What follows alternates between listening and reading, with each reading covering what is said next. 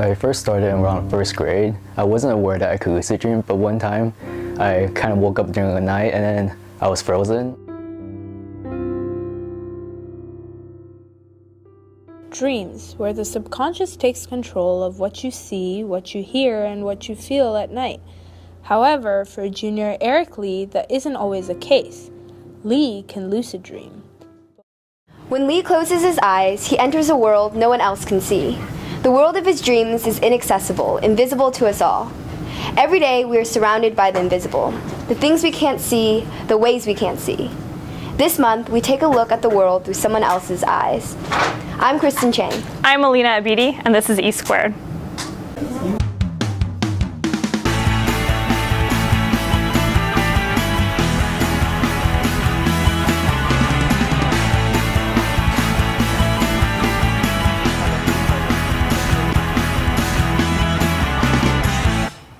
But what does that actually mean?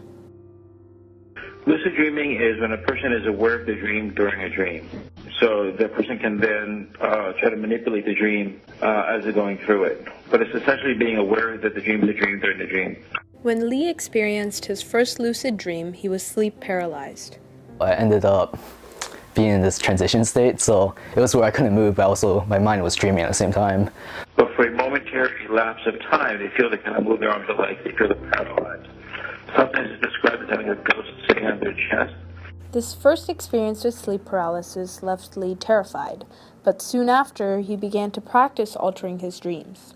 Some images are definitely distorted. Like if I look at, like say I look at my Android, right?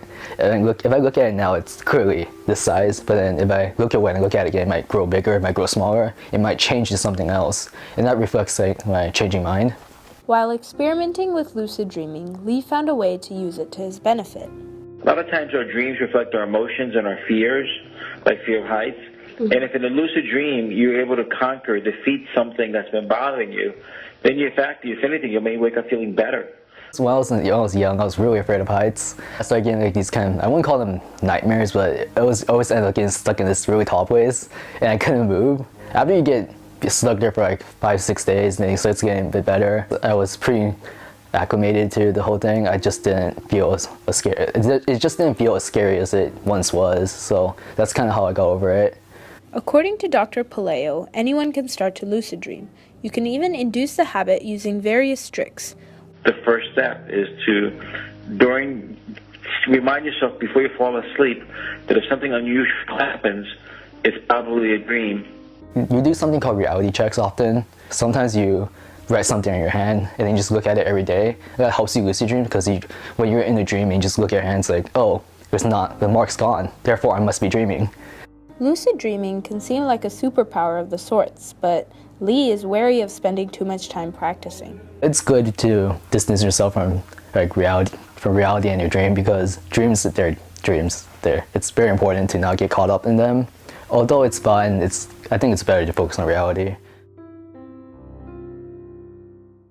Ducking under doors, struggling to reach the top shelf. These are the daily problems that those of us in the middle don't see. Height changes the way we see everything. We joke around what it's like to be tall and say things like, "How's the weather up there?" But we don't realize that it really is a different perspective. So we set out to see what these two views, the tallest and shortest, were like. Finding the tallest person on campus was easy. The shortest one took some searching. We asked around our classmates for the shortest person they know, and slowly we narrowed it down. While we have to say that we weren't able to find the absolute shortest at Monte Vista, we think we came pretty close.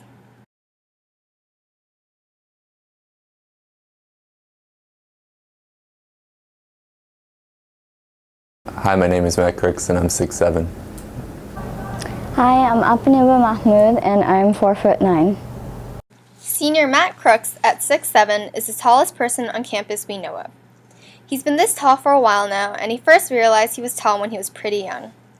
No, probably around 5th grade when I moved here. They asked to take a class picture and I kind of realized I'm about 4 inches taller than everyone already, so I knew by then I was tall. Being that height means a different perspective for Crooks on the way he sees things and goes about his everyday life. Seeing everything, if I go to like a sporting event, I'm not stuck behind someone who's just moderately tall. I can see over everyone. What are some disadvantages? Oh, I hit my head a lot. I feel like I get very lightheaded at home because I forget which doors are short. So just background, some doors are 6'6", which I don't fit under, and some are 6'8". So the 6'6" ones, those days are not very pleasant. I have a lot of bumps on my head. Yeah, just a lot of bumps on my head. And my mom used to be really scared about concussions. At the other end of the spectrum, senior Apanuba Mahmood is under 4'9". Like Crooks, Mahmood has been her height for pretty much her entire life. I think I've known since I was born, basically, because I was also born really small, and so whenever I used to go to the doctor for annuals and stuff, they'd show you like that height growth chart, and I used to like always be under 5th percentile. It was after Mahmood entered high school that she began to be okay with her height. I think now, since I'm older, I'm more okay with it, and I don't really see it as affecting my life so much as it is like, oh, I can't reach a certain thing or something like that. And then in particular, I got kind of closer with Mrs. Howard, the Japanese teacher, who's around the same height as me, and like, it's not really an explicit thing, but like kind of seeing her that she was like doing perfectly fine in life kind of encouraged me, and I was like, oh, okay, it's not the end of the world. Whether tall or short, Crooks and Mahmood have both been treated differently because of their height. When I was younger, I remember a guy who I got into a fight with. I became friends with him later, and we are really good friends even today, but he called me a midget or something, and I was like, actually my parents were more upset than I was, but I hear that kind of stuff a lot. I don't know if I can say I like it so much as it is just I'm okay with it. I can't do anything about it, so I'm just living with it. Like, I'm sure if I was tall, I'd say the same thing, so. You're really tall. I've heard that it's weird. You walk around places and you just hear mutterings under their breath and sort of looking up at you as they walk past, and oh, you're so tall. And there's that, but people don't really, it's a good icebreaker actually. People seem to think that it's just normal to talk about your height as a way to meet someone, is, oh, you're really tall. And I know that. I've lived with this my whole life. After an injury, athletes see the world a little differently. Whether it's a new wariness or a new appreciation, these athletes come back with a changed perspective. I just fell to the ground. I had to get picked up and pulled to the sideline. It was really painful. I was on the ground, I was screaming in pain. The trainer came with his cart and I got carted off. I was more dizzy. I didn't really pass out on that one. From the elation one feels when they score to the disappointment that follows a lost game, sports are filled with emotion. But what goes through a player's mind when they hit the ground, when they're slow to get up, or when they get knocked out cold?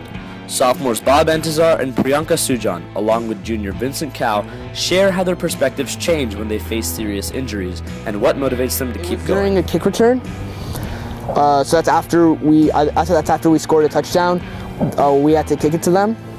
And as I was attempting to tackle the person, I leveled my head again, and someone's shoulder went into my head, and that's how I got it. And as soon as I hit it, I knew that I got a concussion because I felt the exact same thing. When I was playing basketball and someone was throwing a pass really hard, and they, instead of hitting the target, they hit the back of my head. Then I went to do a CT scan, and it turned out there was like internal bleeding and bruising inside my skull, so it was a little more serious because my head's already susceptible due to the other injuries I've had. After my 4th, I started taking it really seriously, and now my doctor isn't letting me play contact sports for the rest of my life, and I'm not allowed to do things that I would normally do, like skiing or surfing or going on roller coasters. Like things that are that simple, I don't get to do anymore for a long period of time, or maybe for the rest of my life. Broke it by myself. I was doing lateral movement, and my cleat, it got stuck in the turf, and then my leg bent, and I heard the pop. I thought it was a pop at first, so I thought it wouldn't be as bad, but it turned out to be a crack. Some shy away from sports given the risk of injury.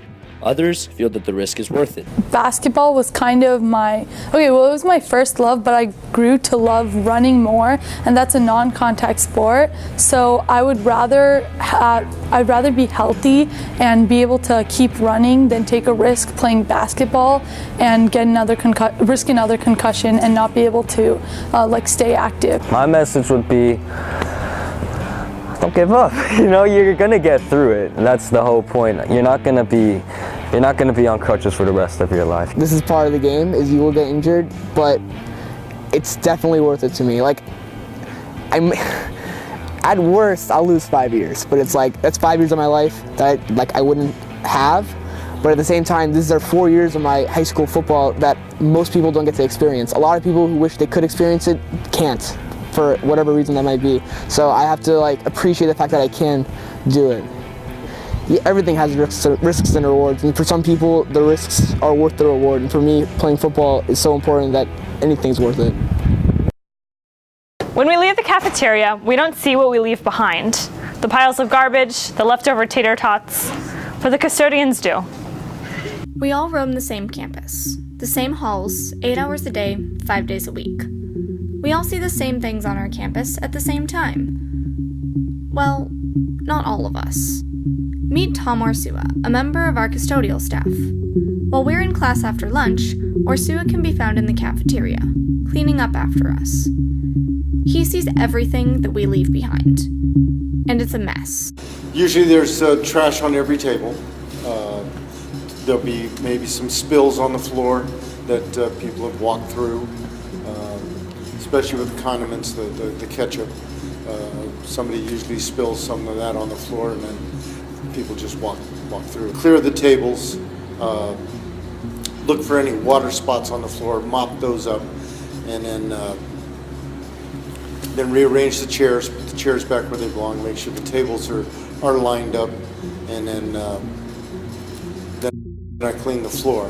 Sophomore Julian Tsai says that too much trash around our campus has led leadership to get involved in the issue. What leadership decided to do is to make this campaign that we're working on, which is called What Would Monty Do? So basically we're going to use our mascot to kind of encourage students to do what they're supposed to do, like pick up their trash. It's a big problem, and it's really unfair to rely on other people to do what you should be doing. Probably is really frustrating for them to have to clean up after so many kids, because it's every single day, and it's pretty crazy that we only have a couple custodians for the whole entire school, when the whole entire school could be helping them out by just cleaning up after themselves. And students should just think about it this way. It's something you should be doing, and it's so easy to do, so you should just clean up after yourselves. So we asked Orsua, what, as students, can we do to help? If everybody was to use a wastebasket or a garbage can, throw away their trash. I see kids running around, they're covering their heads because they don't want the birds, pooping on them. If there wasn't any food on the ground, they wouldn't be here because there's nothing for them to eat. Orsua sees the campus when it's quiet and empty. Our custodial staff not only cleans up the cafeteria, but those working the night shifts come in and clean the classrooms, which Orsua says takes a lot longer than you might expect due to small messes that students make, which could be easily avoided. Some people think, they pay a guy to clean up after me. There's a lot more to do than taking care of just one student. Basically, don't throw anything on the floor. Whatever you take into the classroom, you should take back out, unless you're going to throw it away, and then it goes into a waste receptacle of some sort. The trash situation is starting to get to the point where the custodial staff is overwhelmed with the amount that they have to do. There are only so many custodians at our school for a population of about 2,300 at MVHS. As Orsua says, there's a lot more that custodians do than just pick up trash. So be grateful for what they do, and help them along the way by picking up after yourself. When we go to a play, we're riveted by the performers, the sets, the music. But up above us, the often forgotten lighting crew illuminates our view. Audio CD recording, not the rehearsal software. 25 is fine. Oh, I need to go turn spot on. Spotting, audio cues, mic levels, these aren't things that an audience usually associates with a typical drama production. And yet, they're integral to making the show run smoothly and to truly enhance the viewer's experience.